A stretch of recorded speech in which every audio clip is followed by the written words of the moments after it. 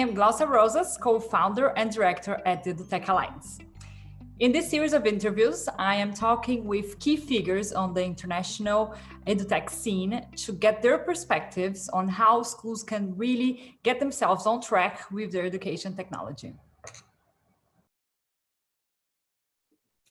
So, hi everyone. Today we have with us Martin Baker. Martin is the CEO and co-founder of the Safeguarding Company, the makers of Queen's Award-winning safeguarding software, MyConcern. As a former chief constable, Martin's career spanned 5 UK forces, including significant spells in counter-terrorism, safeguarding, and child protection. He's an experienced school governor and is currently a director of a multi-academy trust. Martin is the co-author of the 2021 Amazon bestseller, Lessons Will Be Learned, Transforming Safeguarding in Education. So hi, Martin. Thank you so much for being here with us today. Hi, Glaucia. Great to be with you. All right. So because of the pandemic, all organizations have amplified their level of technology use, as we know, but the unorchestrated rush to go digital has led schools to use too many educational technology systems and to produce and store a lot of valuable data dispersed in this myriad of tools.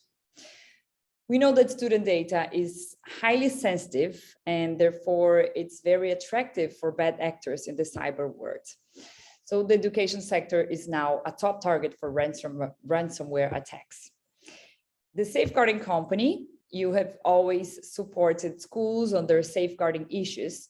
And I wonder what has changed in terms of safeguarding data since the pandemic, and how have you worked with schools to help them with that? Yeah, thanks. I mean, it is a huge issue because when you're recording safeguarding data about your students or about your staff, actually you're recording what in UK law is called special category data.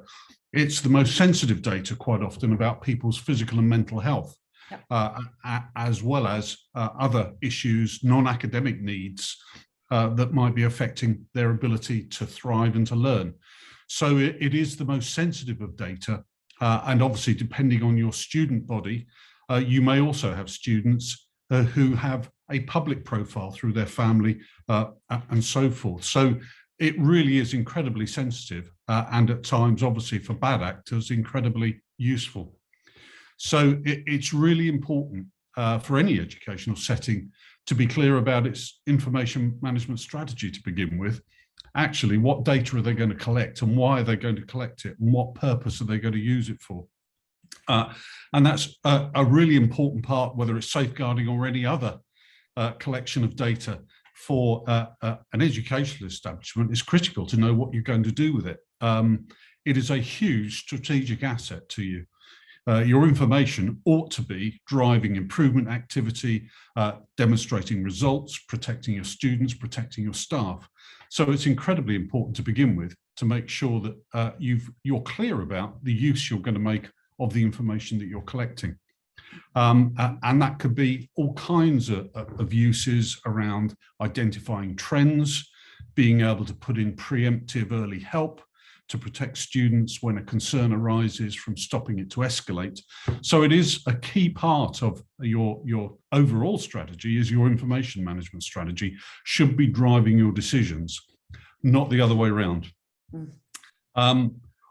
Obviously then, when you're looking at information management, particularly in relation to safeguarding, the first thing that you're going to be thinking about is the legal considerations for information management, which quite clearly are going to be very important. And depending on the jurisdiction that you're operating in, those legal considerations may be different, but they will certainly, in most jurisdictions, be covering issues such as where is the data hosted, who hosts it, what use could be made of it. We've had educational technology products that we've become aware of being hosted on a desktop computer in the provider's home.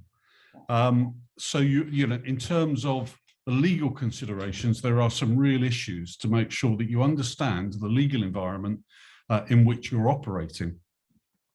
The second issue is around information security.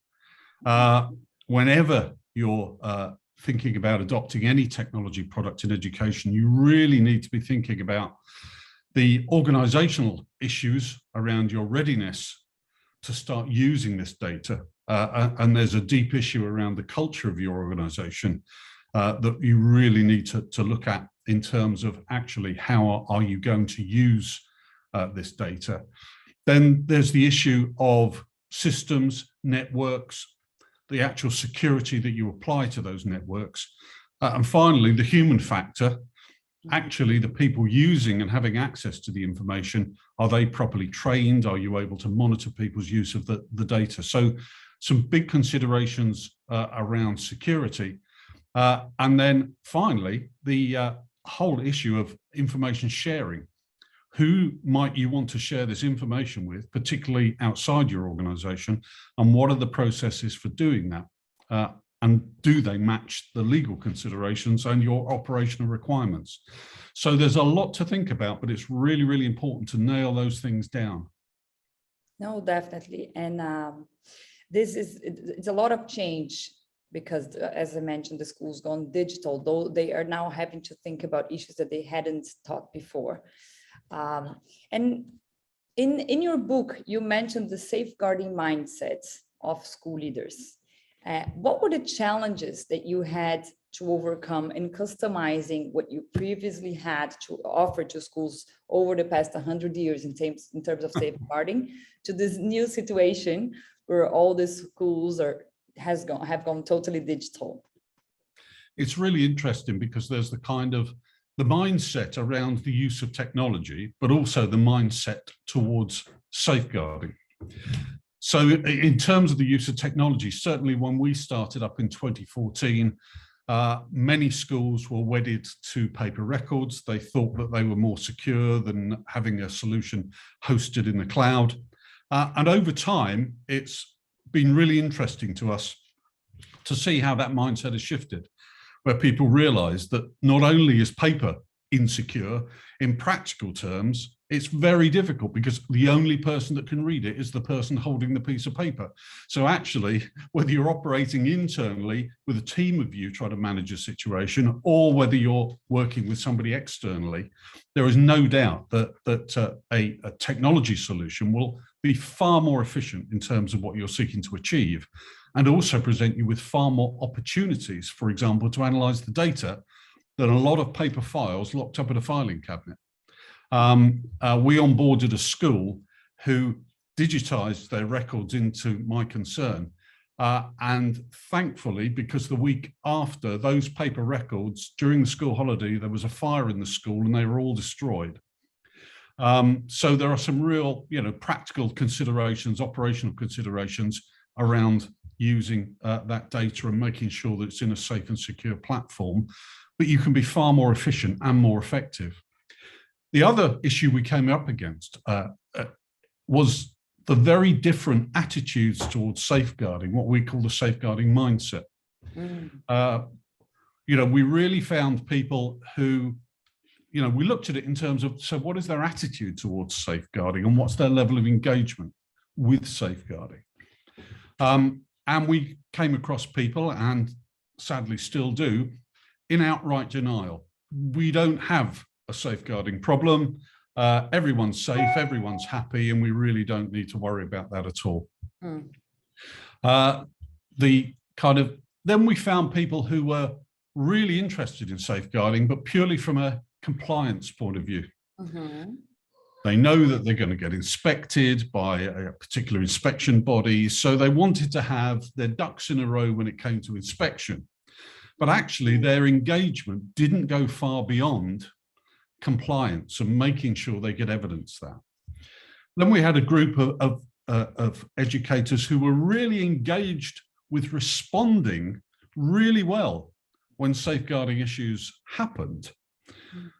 But actually, it was a response, it wasn't proactivity. So the kind of what we were looking for, and we find, I would guess in a minority of cases, a proactive leadership of safeguarding. In other words, Are you going and asking the right questions? Are you looking for issues? Are you acting to offer early help and to prevent situations escalating? And we've seen more people moving towards that top right-hand corner, if you like, in the model of proactive leadership, which is really heartening. But many more are still on a journey. So, you know, there really has been movement. But part of our role is to work with people to help them to understand why it is so important to be proactive. Because if you don't begin with the end in mind, not only will you not protect your students effectively, but there's a real risk that what you're going to do is to actually create reputational risk for your organization, potentially financial risk for your organization, but also your own risks around your own accountability and responsibility. If you are not being proactive and seeking to protect your students by getting in ahead of an escalating issue, rather than simply being really good at reacting when something bad happens. No, definitely. And I can imagine that the schools who have like a more proactive type of leadership would be much more prepared when something happens, because these things will happen.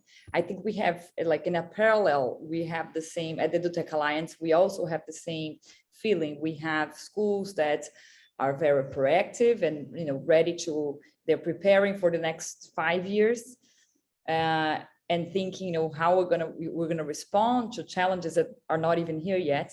And they understand like cyber security issues that, you know, they're running, risks that they're running and so on.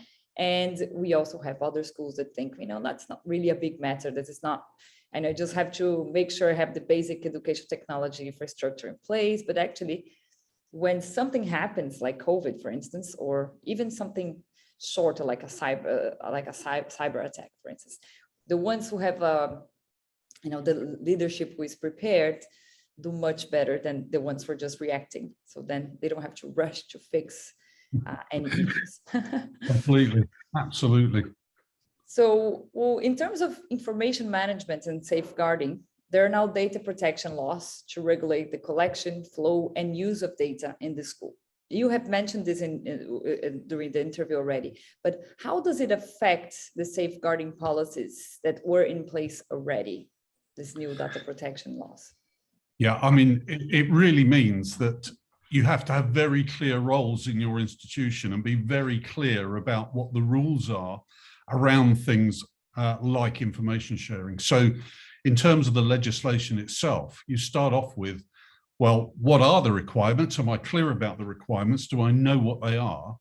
What roles are required to be performed to make us compliant with that particular requirement? So am I required to have a data protection officer, for example, who provides professional advice to people in my organization? So if somebody wants to share information about a safeguarding issue, do they know what to do? And have they got somebody to go to if they're not sure, who can give them clear and definitive advice? Because there are clearly major risks, not least financial penalties for incorrectly sharing information. Now, it's very clear that certainly in UK law, there is a very strong move towards ensuring that you do share information, because the priority is the protection of the child. But what you've also got to do is to make sure that it's necessary, proportionate, and legal before you do it. So being clear about the legal considerations and the roles to be performed is really important. So who controls the data in your establishment is also really important. Who's the data controller? Who gives permission for people to be able to access your safeguarding system, for example, and allocates the role-based permissions that go with your system? So who can see what data is a really important role and what they can do with it? Who are they allowed or not allowed to share it with? So the role of the data controller is absolutely pivotal in your organization. Also, your supplier. Is your supplier clearly a data processor? Have you got clear legal agreements with your suppliers to make it clear whose role it is that of data processor, whose role is that of data controller? Because again, any liability, depending on the type of processing that's being done, needs to fall very clearly with the person responsible for it. So are they registered, for example, in the UK? We are registered with the Information Commissioner's Office, and around the world you will need different registrations depending on the jurisdiction that you're working in. But you need to be clear about who's the data controller, who's the data processor. Of course, there's much more interest now from individuals about who data is recorded in having access to that data. So things like a subject access request. Are you clear about the legal requirements? Again, in the UK, once a student has reached the age of 12 years and above, they are considered to be eligible to make subject access requests on their own behalf. They don't require parental consent to do so.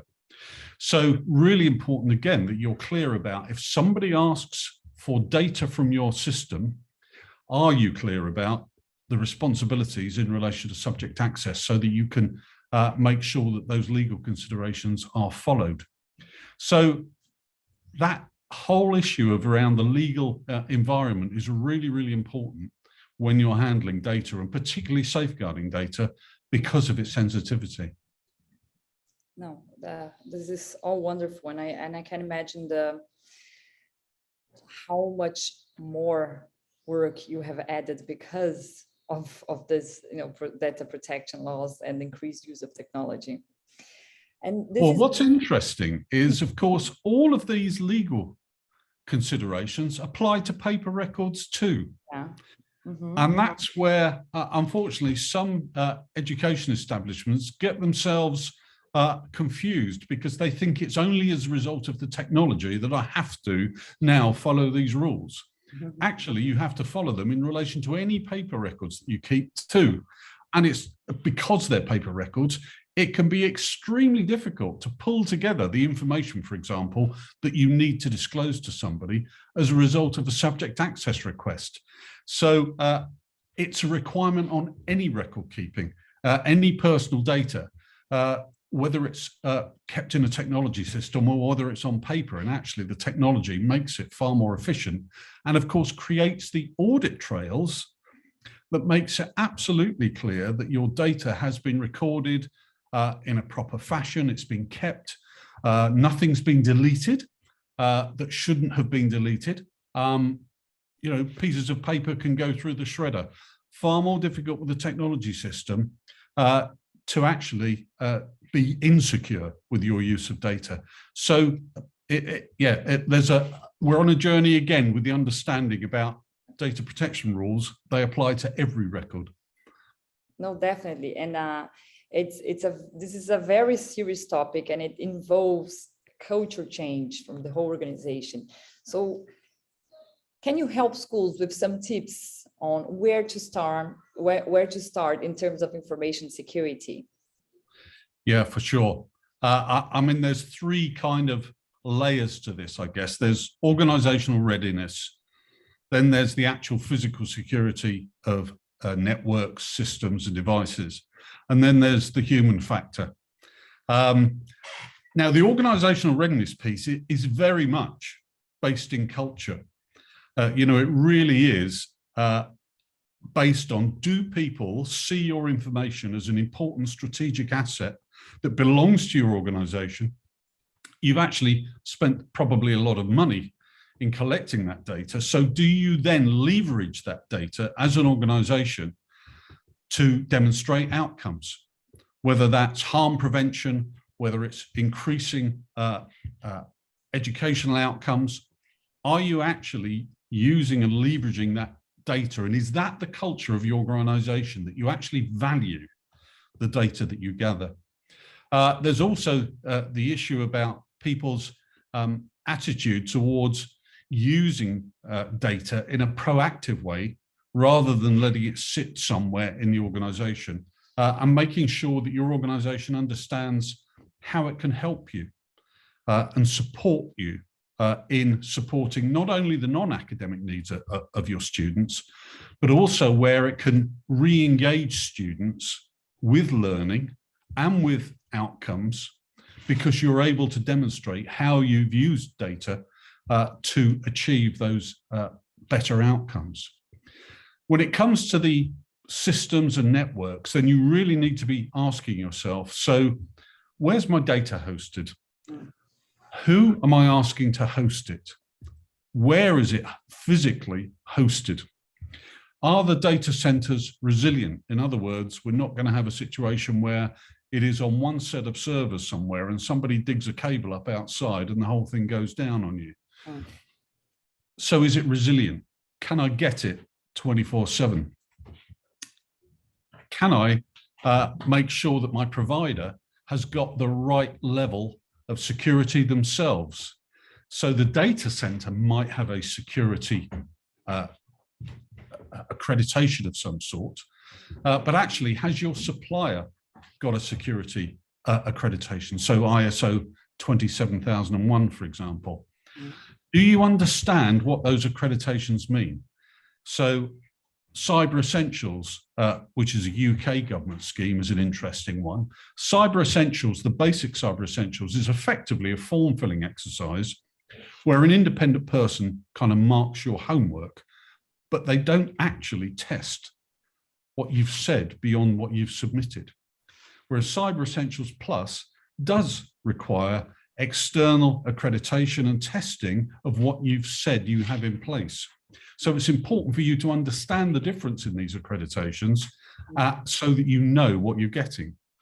Does your supplier undertake penetration testing on their systems and networks? Are they willing to share with you the last penetration testing certificate so that you can work out actually and satisfy yourself that they are taking proper care of your data?